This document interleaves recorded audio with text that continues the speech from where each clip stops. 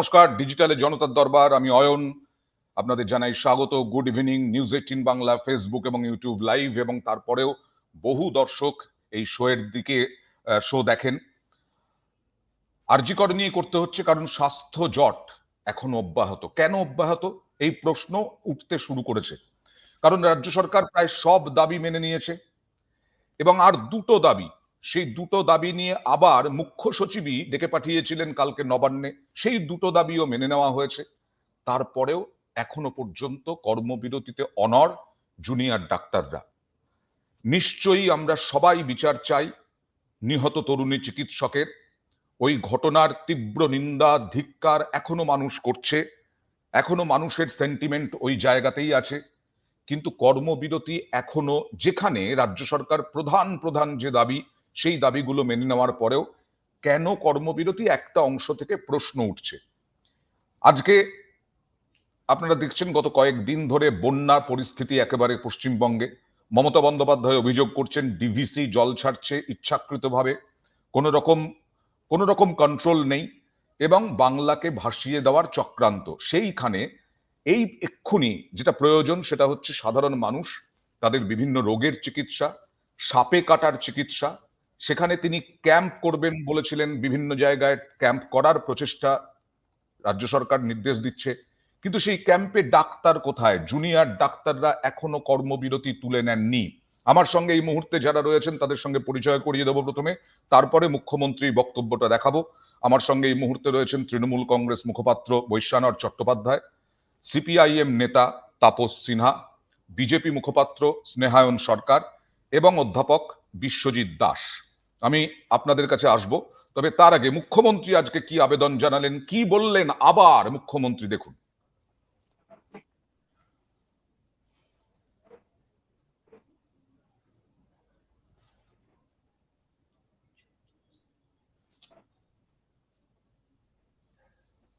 বলবো, এই জল কমে গেলে সাপেরাও আশ্রয় নিয়েছে ডাঙায়। সাপে কামড়, ডায়রিয়া, জ্বর, এগুলো তো হবেই। আমি নিজেও ফোন করে চিফ সেক্রেটারিকে বলেছি কয়েকটা জায়গায় ইমিডিয়েট মেডিকেল ক্যাম্প, যাতে মেডিকেল ক্যাম্প যে করবো এখনো পর্যন্ত কাজে তো যোগদান হয়নি। আমি তো আমার সাধ্য মতো করেছি, এর থেকে বেশি আমার কিছু বলার নেই। আমি আশা করি let the good sense prevail, কারণ বন্যায় মানুষ আক্রান্ত, মানুষের প্রাণ বাঁচানো আমাদের এখন সবচেয়ে বড় কাজ। এই সময়টা রাজনীতির সময় নয়। এই সময়টা রাজনীতির সময় নয়। তিনি বললেন যে জুনিয়র ডাক্তারদের শুভবুদ্ধির উদয় হোক। আমি একটু সিনিয়র ডাক্তার কয়েকজন, তারাও কাজে যোগ দেওয়ার আর্জি জানাচ্ছেন জুনিয়র ডাক্তারদের, তাদের একটু বক্তব্য দেখাবো। সিনিয়র ডাক্তার যারা, যে সিনিয়র ডাক্তাররা আন্দোলনে ছিলেন, এই আন্দোলনের মধ্যেই মুখ দেখলেই চিনতে পারবেন, দেখুন। 40 দিনে পড়লো, প্রথম থেকেই আমরা সিনিয়র ডাক্তাররা সবাই কিন্তু এই জুনিয়রদের আন্দোলনের পাশে আছি। যখন অলরেডি একটা কথাবার্তা শুরু হয়েছে সরকারের সঙ্গে, এবং অলরেডি দুটো মিটিং হয়েছে, কিছু রফাসূত্র বেরিয়েছে, কিছু ট্রান্সফার অলরেডি হয়েছে, তো সেখানে আন্দোলন নিশ্চয়ই চালিয়ে যাওয়া উচিত যতক্ষণ না সব ডিমান্ড মানা হচ্ছে। আন্দোলনকে আমরা পূর্ণ সমর্থন জানাই, সিনিয়ররা আন্দোলন চলুক, কিন্তু কর্মবিরতিটা হয়তো খানিকটা করে অল্প অল্প করে হলেও, যেহেতু কিছু ডিমান্ডস মানা হয়েছে, অ্যাটলিস্ট এমার্জেন্সি সার্ভিস বা এগুলো যেখানে যেখানে জুনিয়র ডাক্তাররা জয়েন করতে পারলে একটু স্ট্রেনদেন হয় ব্যাপারটা। ডক্টর অভিক ঘোষ তিনি আবেদন জানালেন। এরপরে আরো একজন চিকিৎসক, তিনিও এবং কাজে ফেরার আহ্বান জানালেন। সেটা প্রয়োজন হলে সে আন্দোলনকে আবার নতুন করে আপনারা রূপ দিতে পারেন, সৃষ্টি করতে পারেন বৃহত্তর আন্দোলন থেকে, যদি দেখা যায় যে এরা এই সমস্যাগুলোকে ঠিক হ্যান্ডেল করতে পারলো না। কিন্তু আপাতত আমি বলবো যে আমরা সিনিয়র ডাক্তারদের অধিকাংশই এখন আমরা বলছি যে আপাতত তুমি কর্মবিরতিটা অফ করে দিন। যথেষ্ট কতগুলো প্রাইম দাবি দেওয়া তো মেটানো হয়েছে, বা মুখ্যমন্ত্রী অনেকটা সময়ও দিয়েছেন। আমি তাপসদার কাছে যাব। তাপসদা, আপনাদের কি মনে হয় যে ইমিডিয়েট জুনিয়র ডাক্তারদের কর্মবিরতি তুলে নেওয়া উচিত কিনা, যেহেতু আপনি একেবারে পশ্চিম মেদিনীপুর জেলায় এবং সেখানে ভয়ঙ্কর বন্যা পরিস্থিতি, আপনিও ফিল করছেন কি এইরকম অবস্থা? না, ঠিকই বন্যা পরিস্থিতি তো ভয়াবহ চারিদিকে। গতকাল মুখ্যমন্ত্রীও এসেছেন, কিন্তু মূল যে সমস্যাগুলো, সেই সমস্যাগুলো তো সমাধান হচ্ছে না, যার জন্য বারে বারে মানুষকে দুর্ভোগের মুখে পড়তে হচ্ছে। সমস্যা আছে, পানীয় জলের সমস্যা আছে, ইত্যাদি ইত্যাদি আছে। এইরকম একটা মুহূর্তে দাঁড়িয়ে ঠিকই যে আলোচনা হয়েছে সরকারের সঙ্গে, মুখ্যমন্ত্রীর সঙ্গে অনেকবারই জুনিয়র ডাক্তারদের আলোচনা হয়েছে, কিন্তু এটা একটা ভাবতে হবে যে তাদের যে দোষীদের যারা প্রমাণ লোপাট করলো তাদের কি শাস্তি হলো এবং নিরাপত্তার কি ব্যবস্থা হলো। আমি একটা অবাক হয়ে যাচ্ছি, শুধু তো আরজি কর নয়, রাজ্যের গোটা স্বাস্থ্য ব্যবস্থা ভেঙে পড়েছে, সমস্ত জায়গায় সিন্ডিকেট রাজ চলছে এবং সমস্ত জায়গায় ডাক্তাররা একমত বোধ করছেন না। তো আমাদের নতুন সিপি মনোজ ভার্মা শুধুমাত্র আরজি করে গেলেন। সমস্যাটা শুধু আরজি করে নয়, আরজি করে একটা মার্ডার হয়েছে, ধর্ষণ হয়েছে, এটা ঠিকই, কিন্তু গোটা রাজ্য জুড়ে সমস্ত হাসপাতালগুলোর মেডিকেল কলেজ সহ সুপার স্পেশালিটি ব্লক লেভেল হাসপাতাল, সেখানে যারা কাজ করছে তাদের যে নিরাপত্তার কথাটা বলা হচ্ছে, এবং তার সাথে যেটা ওনারা বলছেন যে এখনো সমানে আমি দেখতে পাচ্ছি মেদিনীপুর শুধু কেন, অন্যান্য মেডিকেল কলেজের যে থ্রেট কালচার যেটা হচ্ছে, এখানে আছেন উনি তো মুখ্যমন্ত্রী বারবার বলছেন ঠিকই, কিন্তু ওনাদের দলের একাংশ, যেটা অয়নদা তোমরা টিভিতে বারবার দেখছো, দেখো এমএলএ থেকে মন্ত্রীরা কি ধরনের রাফলি থ্রেট করছে, তো দল থেকে কিন্তু কোনো ব্যবস্থা হচ্ছে না। একজন থ্রেট করবার পরে তার বিরুদ্ধে যদি দল থেকে ব্যবস্থা নেওয়া হতো, তাহলে অন্যরা এই ধরনের ওপেন একবারে ক্যামেরার সামনে তারা এই ধরনের যে ডাক্তাররা করোনার সময় আমরা তাদের গায়ে ভগবান বলে আমরা মেনে নিলাম, যাদের জন্য এত মানুষের জীবন বাঁচানোর জন্য তারা জীবনের ঝুঁকি হাসপাতালগুলোতে ডাক্তার নার্সরা পড়ে থাকলো, আর আজকে তাদেরকে আমরা থ্রেট দিচ্ছি, তাদের সম্পর্কে আমরা অশালীন ভাষায় আমরা গালিগালাজ করছি, এটা তো হয় না। তো এটা তো বন্ধ করতে হবে। এই নিরাপত্তার জায়গাটা, যে দাবিগুলো আছে সেটা করতে হবে, এবং দোষীদের শাস্তি, দোষীদের কিন্তু শাস্তি হয়নি, অপসারণ হয়েছে।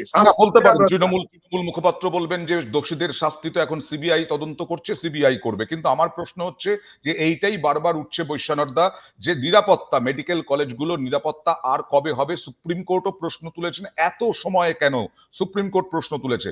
আমার বক্তব্য হচ্ছে যে এরপরেও থ্রেট কালচার, মন্ত্রী স্বপন দেবনাথ তার মন্তব্যে বিতর্ক হলো কালকে, এখানেও তো বিরোধীরা বলতে শুরু করেছে যে এই রকম ভাবে মন্ত্রী শান্তিরাও যদি এখনো থ্রেট কালচার চালিয়ে যায়, আন্দোলনরত জুনিয়র ডাক্তারদেরকে হুঁশিয়ারি হুমকি দেয়, তাহলে সেখানে ভরসা করবেন কি করে জুনিয়র ডাক্তাররা? দেখুন, মুখ্যমন্ত্রী আন্তরিকভাবে চেয়েছেন, বারবার তিনি বলেছেন যে কাজে যোগদান করুন। এই মুহূর্তে একটু আগে আপনি আলোচনা করছিলেন, ভয়ঙ্কর বন্যা পরিস্থিতি হচ্ছে। আজকে 40 দিনের উপরে সরকারি হাসপাতালে চিকিৎসা পরিষেবা বন্ধ আছে। সবার পক্ষে তো সামর্থ্য নেই বড় বড় এই হাসপাতালে, কর্পোরেটে গিয়ে 10 লক্ষ, 15 লক্ষ, 20 লক্ষ টাকা বিল দেওয়া। স্বাস্থ্যসাথী কার্ড করে দিয়েছেন রাজ্যের সাধারণ মানুষের জন্য, কিন্তু এখন যদি সরকারি হাসপাতালে বন্ধ হয়ে যায়, সরকারি হাসপাতালে লোকে যেতে না পারে, সেখানে জুনিয়র ডাক্তাররা যদি কর্মবিরতি থেকে সরে না আসেন, তাদের তো দাবি মানা হয়েছে। আর আপনি বলছেন যে থ্রেট কালচার, 34 বছর এখানে লেফট ফ্রন্টের গভর্নমেন্ট ছিল, সেখানে রাজ্য যারা সিপিএম এর সরকার ছিল সেই সময় মানুষকে মেরে মাটিতে পুঁতে দেওয়া হয়েছিল। এখানে শুধু শাসানিতে আপনি বলছেন, তখন এই যে আজকে যারা আমি দেখছি অনেক আন্দোলনে আছেন, কালচার নিয়ে এত অভিযোগ সামনে আসার পরেও এখনো পর্যন্ত প্রথম সারির নেতারা থ্রেট দেবেন কেন আন্দোলন?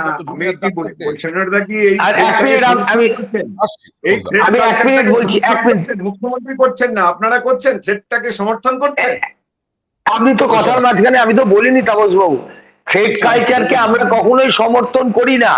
সিপিএম যা থ্রেট করে গেছে, পশ্চিমবাংলা যা খুন খারাপি জাহাজানি করে গেছে, সে তুলনায় আপনি যা বলছেন, যদি কে জ্বালা যারা করেছে তাদের শাস্তির মুখে পড়তে হবে।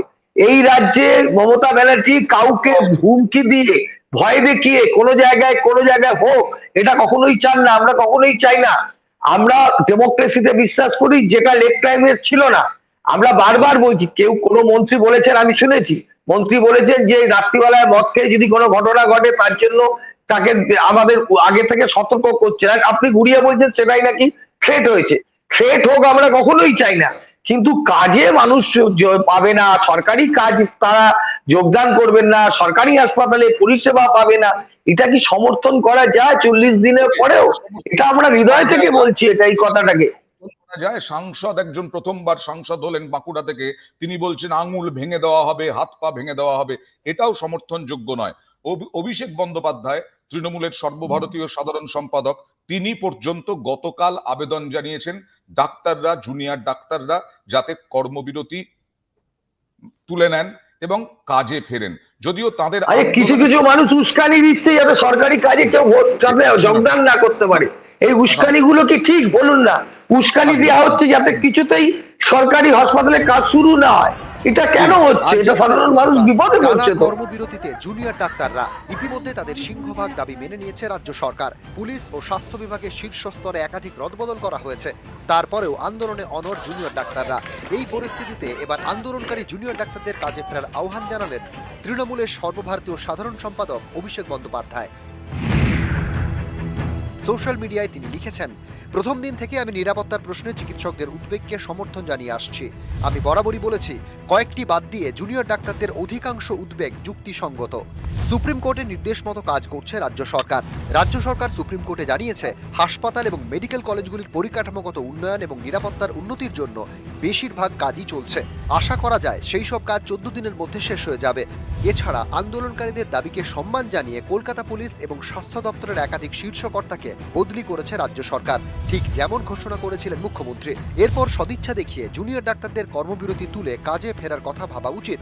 জনগণের পাশে দাঁড়াতে রাজ্য সরকারের সঙ্গে যৌথভাবে কাজ করা উচিত, যাতে টাস্ক ফোর্সের উদ্যোগগুলিকে দ্রুত কার্যকর করা যায়। আরজি করে ধর্ষণ খুনের মামলায় তদন্ত করছে সিবিআই। এদিনের পোস্টে সেই সিবিআইকে খোঁচা দিয়েছেন অভিষেক বন্দ্যোপাধ্যায়। লিখেছেন, কোনো অপরাধী যাতে রেহাই না পায় সেটা নিশ্চিত করা সিবিআই এর দায়বদ্ধতা। দ্রুত শাস্তির ব্যবস্থা করতে হবে। সিবিআই এর রেকর্ডই তাদের হয়ে কথা বলে। গত 10 বছরে সিবিআই একটি মামলারও তদন্ত শেষ করতে পারেনি। Justice delayed is justice denied. News 18 Bangla. আমি স্নেহায়নের কাছে আসবো। স্নেহায়ন, এই উস্কানির বিষয়টাতে অনেকে বলছেন যে আসলে বিজেপি পেরে উঠলো না, এই উস্কানিতে ইন্ধনটা যোগাচ্ছে বামেরা, এসইউসিরা। এই রাজনীতিতে অনেকটাই পিছিয়ে পড়লো আরজি কর ইস্যুতে বিজেপি। দেখুন, প্রথম কথা বলি অয়নদা, যে আরজি করটা কোনো সময় আমাদের কাছে কোনো রাজনৈতিক বিষয় ছিল না বা রাজনৈতিক ইস্যু ছিল না। আমাদের প্রথম থেকে দাবি ছিল হচ্ছে গিয়ে এই যে নির্যাতিতা, তার যারা ধর্ষক বা খুনি আছে তারা যেন শাস্তি পায়। এবং আমরা আমাদের এখনো অব্দি যা কর্মসূচি ঘোষণা করা আছে, আমরা সেই রাস্তাতেই আছি। আমরা এর দোষীদের শাস্তির দাবিতে এখনো রাস্তায় আছি, আমরা আমাদের লড়াই করে যাচ্ছি। এবং বিষয়টা হচ্ছে গিয়ে দেখুন, কর্মবিরতি তুলে নেওয়ার আবেদন জানানো হবে বিজেপির পক্ষ থেকে। দেখুন, আমি একটা কথা বলি, আগের দিন আপনার কোথাও যখন আমি শুরু করেছিলাম, আমি একটা বক্তব্য দিয়ে শুরু করেছিলাম অয়নদা, যে ডেফিনেটলি যে এই যে কর্মবিরতি, তার জন্য ডেফিনেটলি আমাদের স্বাস্থ্য ব্যবস্থা হ্যাম্পার করছে। কারণ আমাদের যারা স্বাস্থ্য ব্যবস্থায় সাধারণ মানুষ বা প্রান্তিক মানুষ কিন্তু এই কলকাতার 7-8টা মেডিকেল কলেজ বা হাসপাতালের উপর ডিপেন্ড করে থাকে। কেননা রাজ্যে জেলার হাসপাতালগুলোর যে অবস্থা করে রেখেছে। তো বিষয় হচ্ছে যে আমরা অবশ্যই চাই যে জুনিয়র ডাক্তাররা কাজে ফিরুক, কিন্তু তাদের যে দাবিগুলো আছে সেগুলোও কিন্তু ফেলে দেওয়ার মতো না। তাদের দাবিগুলোকেও কিন্তু মেনে নিতে হবে এবং তাদের দাবিগুলোকেও অনেক দাবি মেনে নিয়েছে। না, দেখুন, মেনে নিয়েছে বলতে গেলে আপনি যদি কতগুলো প্রশাসনিক স্টেপ বলেন, সেই প্রশাসনিক স্টেপ গুলো আদেও কি পানিশমেন্ট ট্রান্সফার না প্রাইস পোস্টিং, সেগুলোও কিন্তু প্রশ্নের মুখে থেকে যাচ্ছে। এবং তাদের যে অভিযোগ ছিল, যে মেনলি দুটো অভিযোগ এখনো তাদের মেটেনি, সেটা হচ্ছে, এক হচ্ছে গিয়ে যে হেলথ সেক্রেটারি এখনো কোনো মতো ট্রান্সফার বা কোনো অপসারণ তো কারোরই হয়নি ইনফ্যাক্ট।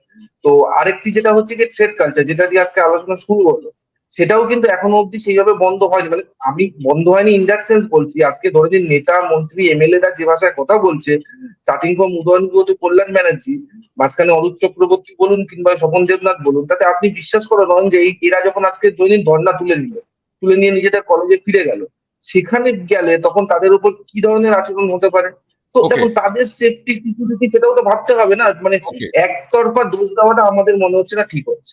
সিনিয়র ডাক্তাররা আবেদন জানিয়েছেন, তার পরিপ্রেক্ষিতে জুনিয়র ডাক্তাররা কি বললেন একবার দেখাবো, তারপরে আবার আলোচনায় আসবো। যে দেখালাম আমরা যে জুনিয়র ডাক্তারদেরকে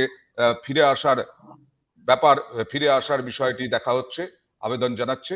জুনিয়র ডাক্তাররা কি বললেন দেখুন। এবং শান্তিপূর্ণ দুটোই কিন্তু খুব জরুরি। সেই শান্তিপূর্ণ পরিস্থিতিটা বজায় রাখার জন্য কিন্তু এই থ্রেড কালচারের কথাটা অ্যাড্রেস করা একটা লিখিত আশ্বাস হিসেবে আমাদের জন্য খুব প্রয়োজন। আমরা